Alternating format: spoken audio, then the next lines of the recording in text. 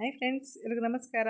ನಾನಿವತ್ತು ನುಗ್ಗೆ ಸೊಪ್ಪಿನ ಪರಾಟ ತೋರಿಸ್ಕೊಡ್ತಾ ಇದ್ದೀನಿ. ತುಂಬ ಸಿಂಪಲಾಗಿ ರುಚಿಯಾಗಿರೋಂಥ ಹೆಲ್ದಿಯಾದಂಥ ರೆಸಿಪಿ. ನುಗ್ಗೆ ಸೊಪ್ಪು ಸೂಪ್ ಮಾಡಿದ್ದೆ. ಸೂಪ್ ಮಾಡಿ ಮಿಕ್ಕಿರೋಂಥ ಪದಾರ್ಥದಲ್ಲಿ ನಾನು ಪರಾಟ ಮಾಡ್ಕೊಳ್ತಿದ್ದೀನಿ. ತಾಳಿಪಟ್ಟು ಕೂಡ ನೀವು ಮಾಡ್ಕೊಳ್ಬಹುದು. ಈಗ ಅದಕ್ಕೆ ರುಬ್ಬೋದಕ್ಕೆ ಒಂದೇ ಒಂದು ಹಸಿಮೆಣಸಿನಕಾಯಿ ಸೇರಿಸ್ಕೊಂಡು ಉಳಿದಿರೋಂಥ ಪದಾರ್ಥ ಜೊತೆಗೆ ಸ್ವಲ್ಪ ಒಂದು ಸ್ಪೂನಷ್ಟು ನೀರು ಹಾಕಿ ನುಣ್ಣಗೆ ರುಬ್ಕೊಳ್ತಾ ಇದ್ದೀನಿ.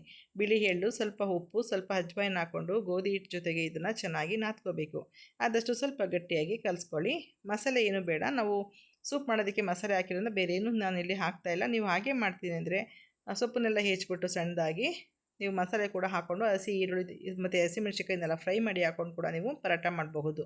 ಮೆಂತ್ಯ ಪರಾಟ ಅಥವಾ ಆಲೂ ಪರಾಟ ಯಾವ ರೀತಿ ಮಾಡ್ತೀವಿ ಅದೇ ರೀತಿ ನುಗ್ಗೆ ಸೊಪ್ಪಿನ ಪರಾಟ ಕೂಡ ಮಾಡಬಹುದು. ಒಂದು 5 ನಿಮಿಷದ ನಂತರ ಪ್ಲೈನಾಗಿ ಹಾಗೆ ಹೊತ್ಕೊಳ್ತಾ ಇದ್ದೀನಿ. ಇಲ್ಲಿ ಬೇರೆ ಏನೂ ಹಾಕ್ತಾಯಿಲ್ಲ ನಾನು. ಎಳ್ಳೆಲ್ಲ ಆವಾಗಲೇ ಹಿಟ್ಟಿಗೆ ಕಲಿಸುವಾಗಲೇ ಹಾಕಿರೋದ್ರಿಂದ ತೆಳುವಾಗಬೇಕಾ ಅಥವಾ ದಪ್ಪವಾಗಬೇಕಾ ನೋಡ್ಕೊಂಡು ಹೊತ್ಕೊಂಡು ನೀವು ಇದನ್ನು ಎರಡೂ ಕಡೆ ಬೇಯಿಸ್ಕೋಬೇಕಾಗುತ್ತೆ.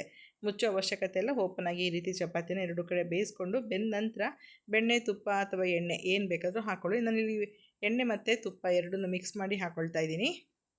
ಮಕ್ಳಿಗೆ ಇಷ್ಟ ಆಗುತ್ತೆ ಅಂದರೆ ಬೆಣ್ಣೆನ ನೀವು ಬಿಸಿ ಇದ್ದಾಗಲೇ ಚಪಾತಿ ಮೇಲೆ ಎರಡೂ ಸೈಡು ಹಾಕಿ ನಂತರ ಮಕ್ಳಿಗೆ ಕೊಡಬಹುದು. ಇದರಲ್ಲಿ ಉಪ್ಪು, ಖಾರ, ಹುಳಿ ಎಲ್ಲ ಇರೋದ್ರಿಂದ ಬೇರೆ ಏನು ಸಬ್ಜಿ ಅಥವಾ ಗ್ರೇವಿ ಬೇಕಂತ ಇಲ್ಲ. ಹೀಗೆ ತಿನ್ನೋದಕ್ಕೆ ತುಂಬ ಚೆನ್ನಾಗಿರುತ್ತೆ. ಬೆಣ್ಣೆ, ತುಪ್ಪ, ಮೊಸರು, ಉಪ್ಪಿನಕಾಯಿ ಈ ಥರದಲ್ಲಿ ತುಂಬ ರುಚಿಯಾಗಿರುತ್ತೆ. ನಾನು ಹಾಗೆ ಪ್ಲೈನ್ ಹೊತ್ಕೊಂಡಿದ್ದೆ. ಈಗ ಒಂದೇ ಉಂಡೆನಲ್ಲಿ, ಚಪಾತಿ ಉಂಡೆನಲ್ಲಿ 2 ಭಾಗ ಮಾಡಿಕೊಂಡು ಅದನ್ನು ಚಿಕ್ಕ ಚಿಕ್ಕದಾಗಿ ಲಟ್ಟಿಸ್ಕೊಳ್ತಾ ಇದ್ದೀನಿ. ಒಣ ಗೋಧಿ ಹಿಟ್ಟು ಹಾಕ್ಕೊಂಡು ಲಟ್ಟಿಸ್ಕೊಳ್ಳಿ. ಇಲ್ಲಿ ಮೈದಾ ಏನು ಬಳಸಿಲ್ಲ. ಇದನ್ನು ಲಟ್ಟಿಸ್ಕೊಂಡು ಎರಡರ ಮಧ್ಯದಲ್ಲಿ ಸ್ವಲ್ಪ ನುಗ್ಗೆ ಸೊಪ್ಪು ಹಾಗೆ ಸ್ವಲ್ಪ ಬಿಳಿ ಎಳ್ಳನ್ನ ಹಾಕ್ಕೊಳ್ತಾ ಇದ್ದೀನಿ. ಈ ಪರಾಟದಲ್ಲಿ ಮೇಲೆ ಕೆಳಗಡೆ ಎಲ್ಲ ಸ್ವಲ್ಪ ಬಿಳಿ ಎಳ್ಳನ್ನ ಹಾಕ್ಕೊಂಡು ಫ್ರೈ ಮಾಡಿಕೊಂಡು ತಿನ್ನೋದ್ರಿಂದ ತುಂಬ ಟೇಸ್ಟಿಯಾಗಿರುತ್ತೆ. ಎಳ್ಳು ತುಂಬಾ ಒಳ್ಳೆ ಟೇಸ್ಟ್ ಕೂಡ ಕೊಡುತ್ತೆ. ನೋಡೋದಕ್ಕೆ ಕೂಡ ತುಂಬಾ ಚೆನ್ನಾಗಿರುತ್ತೆ. ಮತ್ತು ಮಧ್ಯದಲ್ಲಿ ನಾವು ಎಳ್ಳು ಮತ್ತು ಸೊಪ್ಪು ಹಾಕಿರೋದ್ರಿಂದ ನೀವು ಇದು ಬೇಯಿಸಿದ ನಂತರ ಈ ಒಂದೇ ಚಪಾತಿನಲ್ಲಿ ಎರಡು ಚಪಾತಿ ಮಾಡ್ಕೊಳ್ಬಹುದು. ಹಾಗೆ ನೀಟಾಗಿ ಓಪನ್ ಆಗುತ್ತೆ, ಸ್ವಲ್ಪ ಕೂಡ ಅಂಟ್ಕೊಂಡಿರಲ್ಲ. ತುಂಬಾ ಟೇಸ್ಟಿಯಾಗಿರುತ್ತೆ. ಮಕ್ಕಳು ಸೊಪ್ಪೆಲ್ಲ ತಿನ್ನಲ್ಲ ಅಂದಾಗ ಈ ರೀತಿ ಸ್ವಲ್ಪ ಬೇಯಿಸ್ಬಿಟ್ಟು ಅಥವಾ ಈ ಥರ ಪೇಸ್ಟ್ ಮಾಡಿನೋ ಚಪಾತಿ ಅಥವಾ ದೋಸೆ, ಪರಾಟ, ತಾಲಿಪಟ್ಟು ಈ ಥರ ಏನಾದ್ರು ಮಾಡಿ ಕೂಡ ನೀವು ಕೊಡಬಹುದು. ನೋಡಿದ್ರಲ್ಲ ಎಷ್ಟು ಸಿಂಪಲಾಗಿ ಎಷ್ಟು ಚೆನ್ನಾಗಿದೆ ಅಂತೇಳಿ.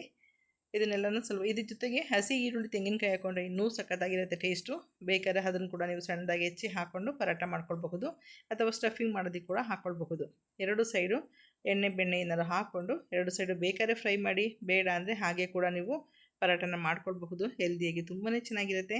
ಇದ್ರ ಜೊತೆ ಕಾಂಬಿನೇಷನ್ ಅಂತ ನನಗಿಷ್ಟವಾಗೋದು ಉಪ್ಸಾರು ಖಾರ ಮತ್ತು ಬೆಣ್ಣೆ. ಸಖತ್ತಾಗಿರುತ್ತೆ ಕಾಂಬಿನೇಷನು. ಒಂದು ಸಲ ಬೇಕಾದ್ರೆ ಟ್ರೈ ಮಾಡಿ. ಗುಡ್ ಖಾರ ಅಂತಾರಲ್ಲ ಅದು ಖಾರ ಇದು. ತುಂಬ ಚೆನ್ನಾಗಿರುತ್ತೆ ಟೇಸ್ಟು. ಓಕೆ ಫ್ರೆಂಡ್ಸ್, ವಿಡಿಯೋ ಇಷ್ಟ ಆಯಿತು ಅಂತ ಅಂದ್ಕೊಳ್ತೀನಿ. ಒಂದು ಸಲ ಟ್ರೈ ಮಾಡಿ. ಹಾಗೆ ಅಭಿಪ್ರಾಯ ಅನಿಸಿಕೆಗಳನ್ನ ಕಮೆಂಟ್ ಮೂಲಕ ತಿಳಿಸೋದು ಮರಿಬೇಡಿ. Okay, bye. Thank you.